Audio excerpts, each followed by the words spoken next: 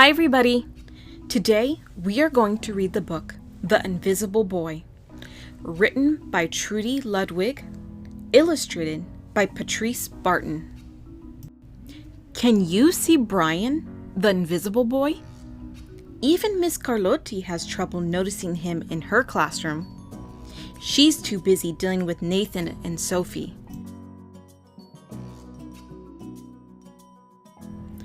Nathan has problems with what Miss Carlotti calls volume control. He uses his outside voice inside too much. Sophie whines and complains when she doesn't get her way. Nathan and Sophie take up a lot of space. Brian doesn't.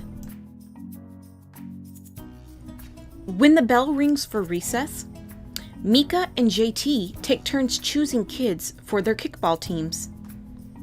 The best players get picked first. Then, the best friends of the best players. Then the friends of the best friends. Only Brian is left, still waiting and hoping.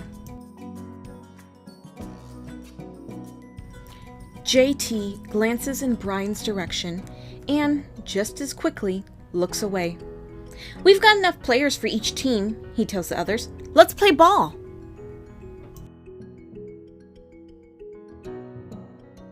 In the cafeteria, Madison and her friends talk about her birthday party.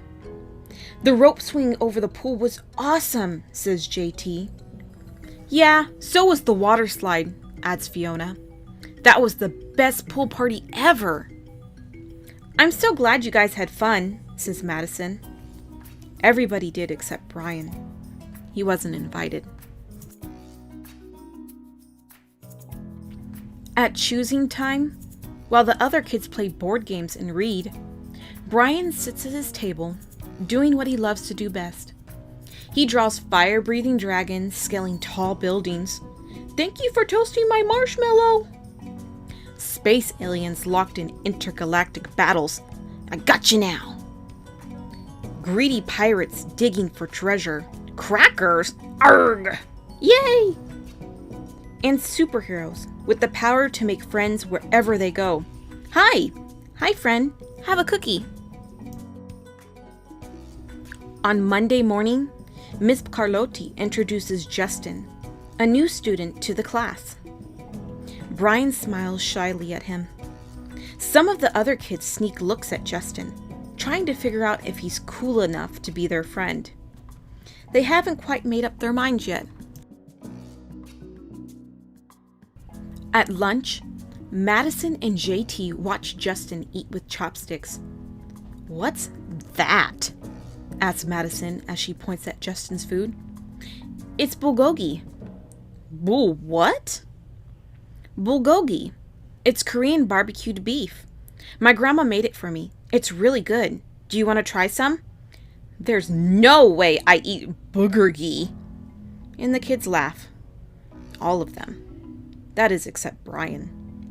He sits there wondering which is worse, being laughed at or feeling invisible. The next day, when Justin goes to his cubby to put away his backpack, he notices a piece of paper with his name on it. "Justin, I thought the bulgogi looked good." Brian, "Yum!" At morning recess, Brian finds a piece of chalk on the ground and starts drawing away. "You're Brian, right?" "Yeah. Thanks for the note." "Hey, Justin," Emilio calls out from the tetherball court. "You're up next." "Sorry, I gotta go," says Justin. "By the way, that's a really cool drawing," he adds before taking off.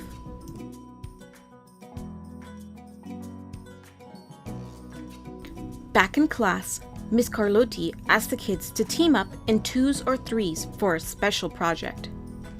The kids scurry around the room to pair off. Brian heads toward Justin. "I'm already with Justin," says Emilio. "Find someone else." Brian looks at the floor, wishing he could draw a hole right there to swallow him up. "Miss Carlotti says we can have up to 3 people in our group. We're only 2. Come on, Emilio, let him work with us. Okay, I guess. Miss Carlotti gives the class directions for the project. Your assignment is to work together to write a story about what you see in that photograph. Use your imagination and have fun. Whoa, cool, says Emilio. What kind of people do you think would live in a house like that? I don't know, but I bet Brian could draw them to go with our story, says Justin. Brian smiles as he takes out his lucky pen. The crooked story we made up on the spot.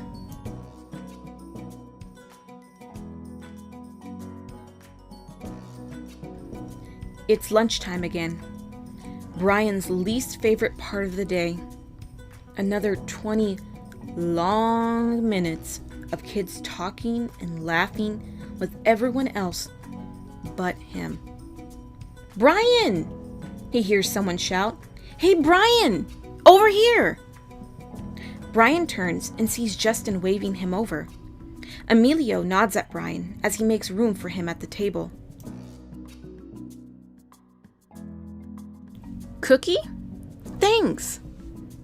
Maybe, just maybe, Brian's not so invisible after all.